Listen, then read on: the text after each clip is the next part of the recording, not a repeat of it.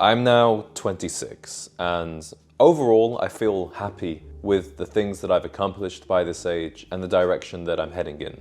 I don't feel satisfied, I don't feel contented or rested, but I feel happy with where I am now. And I can pin this feeling of happiness back to 4 main decisions that I've made from age 20 up till now. So in today's video, I'm going to do something a little different. No script on this one, no plan, just talk to you about some of the best decisions that I've made in my 20s and share some of the learnings from those decisions with you.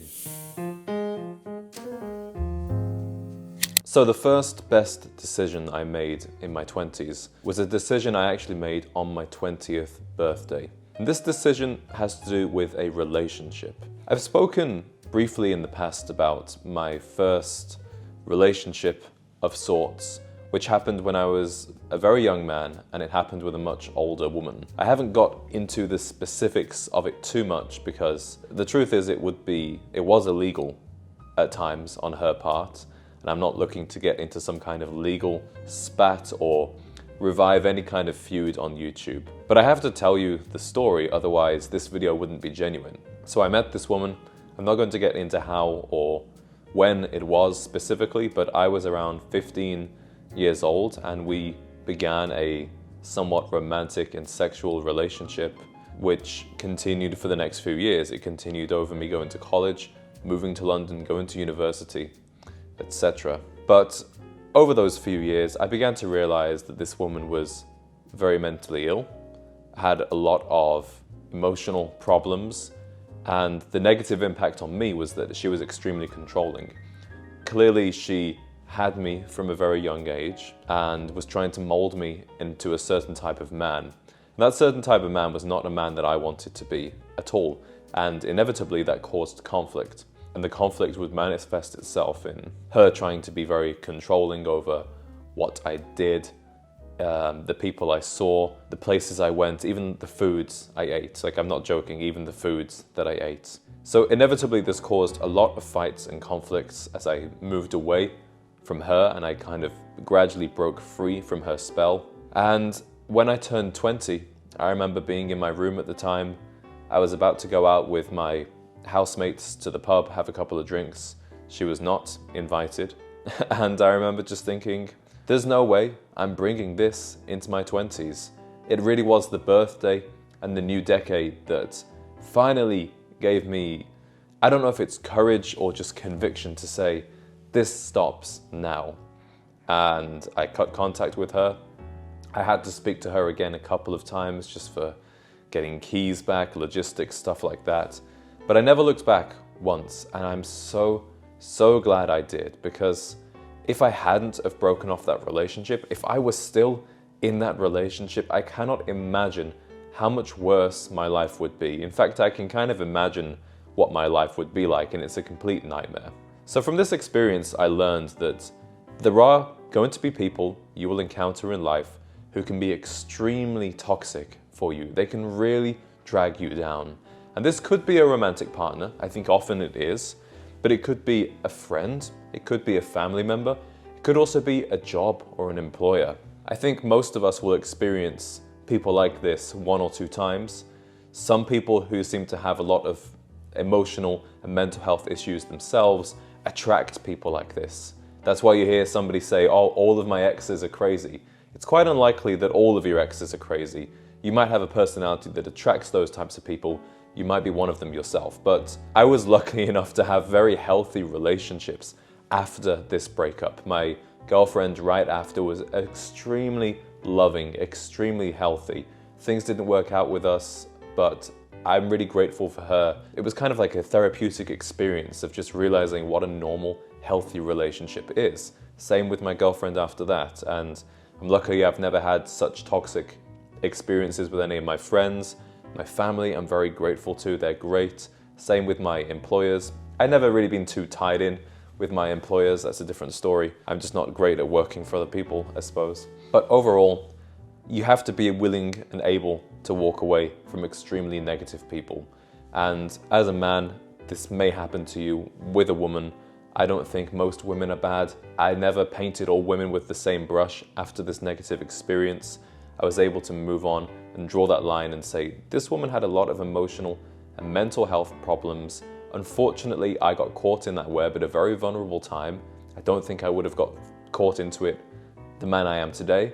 But as a 15-year-old, 16-year-old who didn't quite fit in with school, felt a bit of an odd one out, and then this older, attractive woman takes a liking to me and sees something shining in me and wants to take me under her wing and, make some kind of muse out of me. To me, that was incredibly thrilling and appealing. And it was thrilling in many ways, but overall an extremely negative part of my life. And I'm so glad that I'm not in that place anymore. Number 2, the second best decision that I ever made in my 20s was moving from the UK to the USA. In case you didn't know, in case you couldn't tell by my accent, I'm originally from Britain. I grew up in Britain. However, I was born in the US and I've always had US citizenship and a US passport. I never really thought about using that too much until I think it was 23. Yeah, 23. And I decided that things weren't going so great for me in the UK at the time. I wasn't in the greatest place in my life. And I decided that I would take a trip to the US and see what the possibility of living there would look like for me. I don't think it was necessarily the fact that I moved to America that made it so great. It's not like I needed to be in the US to be happy. Now, there are many things that I like about the US, and I'll talk about that in a second. But for me, it was more about changing the environment. Moving to a different country is such a change in gears that a lot of the things that you're going through, a lot of the problems that you're having in your life right now could go away or could be transformed. So the backstory to this for me is that I was living in London at the time. This was early 2022. So the pandemic was still very, the effects of the pandemic were still there. Although technically we weren't doing lockdowns or anything like that, London still felt somewhat empty. I was there when a lot of my friends from university were still back with their parents or out of London somewhere. So I was in London at a time when I felt like all the things that I'd loved about it, all the people that I'd known were no longer there. And the problem was I was just incredibly isolated. I was renting a room in this somewhat dilapidated old Victorian house in Kentish Town. There was no other roommates there, so I had this 5-bedroom Gothic Victorian house to myself. And I just had no social life really, except for music. At the time, music was my thing. That's all I wanted to do. I was kind of on the verge of maybe getting my first record deal. I had a manager. Things were going okay, promising for the first time after years of work. But it wasn't making me happy. That process and reaching for that dream, I wasn't enjoying the journey. And I remember I got my US passport renewed at the embassy. I had it in my pocket one day in November. I went to a music industry networking event where my manager would be, and we'd discussed before, she was going to try and meet some people, maybe do something for me. And I remember her getting very drunk at this event and being sloppy and making out with guys at the bar. And I was sitting there watching this, feeling my US passport in my hand, and I just thought, you know what, I've got a way out here and I'm gonna take it. So I took a quick trip.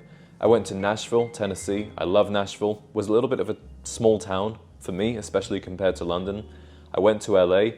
I had a job offer in LA, so I took that, and 4-6 weeks later, I was back on another flight, moving there for good. And that change of environment changed so many things for me. Because, well, firstly, I developed a social circle very quickly. From my neighbors to a couple of people from work to just people I would meet randomly at bars, really friendly people that you just don't have that experience of in the UK. I loved that. I also found that the US was an incredibly positive place for anybody who wants to do something a little bit out of the ordinary. Take this YouTube channel, for example. In the UK, if somebody starts a YouTube channel, people kind of take the piss. You're trying to be an influencer, you're trying to be famous, you've only got 100 subscribers. Whereas in the US, people are extremely encouraging. So I found that positive environment to be really refreshing. And also just on a superficial level, I was in a new city. The weather was amazing in LA. I had a convertible. I had my own apartment for the first time. So many things changed very quickly for the better. So the lesson that I take from this one is just, it's not about moving to the US. It was about changing my environment. So if you feel genuinely stuck in life, perhaps you're still living with your parents, I really encourage you to go out and go on your own adventure, find somewhere new and try and make it in a different city. I'm doing these decisions in chronological order, not necessarily the order that they were most important. This third one, I would say, is overall the least important, but I still have to mention it because I do think it had a massive impact on my life, and I would be so regretful now knowing what I do if I hadn't started doing this. So the third best decision I made in my 20s was to gain weight and start going to the gym and get in shape. There's actually a very toxic reason I started going to the gym and started gaining weight. I was dating a girl at the time, this is in LA. This girl, in terms of body, was way above the standard of typical women I would date at the time. I mean, she looked like Nicki Minaj or somebody. Anyway, we'd been to the beach for 4th of July and we went with a ton of her friends, like 10, 15 guys. And a couple of days later, we were walking down Hollywood Boulevard, going to Target or somewhere like that. And she said, my friend said something about you, but I don't know if I should tell you. Obviously, when somebody says something like that, you want to know. You know, nobody ever says, oh, okay, don't worry about it then. And I have a pretty thick skin, so I said, look, just tell me, like, it's fine. And she said, oh, he said, it was a gay guy, he said, oh, yeah, your friend James is like an 8 out of 10. But if he worked out, he'd be a 10 out of 10. And I thought, maybe he's right. So I literally started going to the gym after that. And now the problem for me was I was just super skinny. So if I just started going to the gym without increasing my calories intake, I would have got nowhere. And I realized that.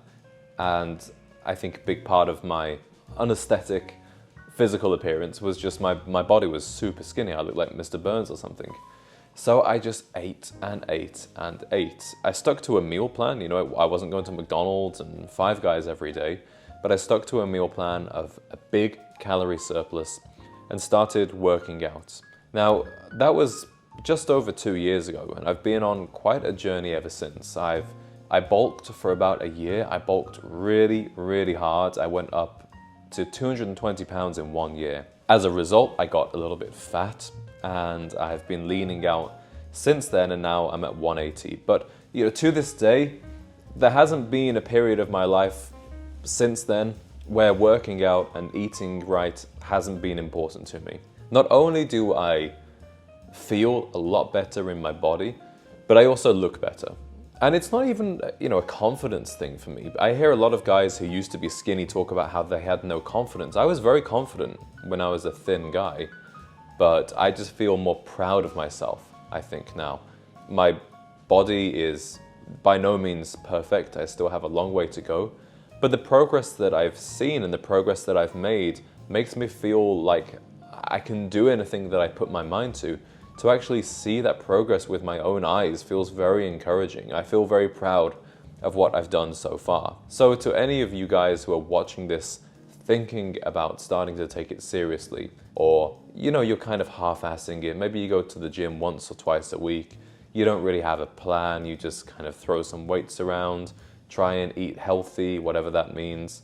I really encourage you to take this very seriously, because until you take it seriously, you're not going to see the results that you deserve. And that was a big conclusion that I came to when I decided to start working out and start taking my health seriously. I said, you deserve to do this for yourself. You're 24 years old, living in LA, you have a great life in many respects. Why would you compromise your body? Why would you settle for a very mediocre physique when you can have a great one? And it's all within your control. Nobody's going to give it to you. So I think that if you're watching this, you owe it to yourself to create the best body that you can and prove to yourself that you can truly transform the way you look and feel. It's time for the final best decision I made in my 20s. And in many ways, this is the best one. It's the most important one. But it wouldn't have been possible unless it was for decision number 1, leaving a toxic relationship. And I don't think it would have happened if it weren't for decision number 2, moving from the UK to the US. The decision is starting this YouTube channel. And it's a recent decision for me, relatively. I actually began this channel in September 2023. And I'd only really considered it seriously for 2 weeks, maybe 1 week before starting to film my first video and uploading it very soon after. At that point in my life, I was studying advertising at night school. I wanted to be a copywriter. I wanted to work for an ad agency because I'm a very creative person. I would say that's my natural strength, is coming up with creative ideas and then communicating them to people. And advertising seemed like a good outlet for that. However, with advertising, it was never going to be my vision. Being in advertising was kind of like being a hired gun, and I would always be working towards somebody else's vision. And I was going to continue doing that as my day job, but I decided that in the evenings, I would start this little side project of a YouTube channel, a passion project, as I called it. And I've grown up watching guys like Antonio, Alpha M, Gentleman's Gazette.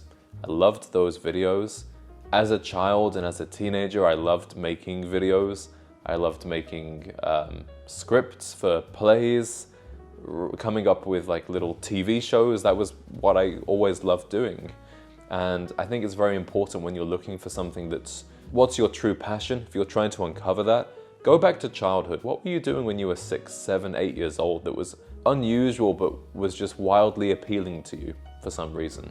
So for me, I would say it was just creating some kind of video, creating some kind of media.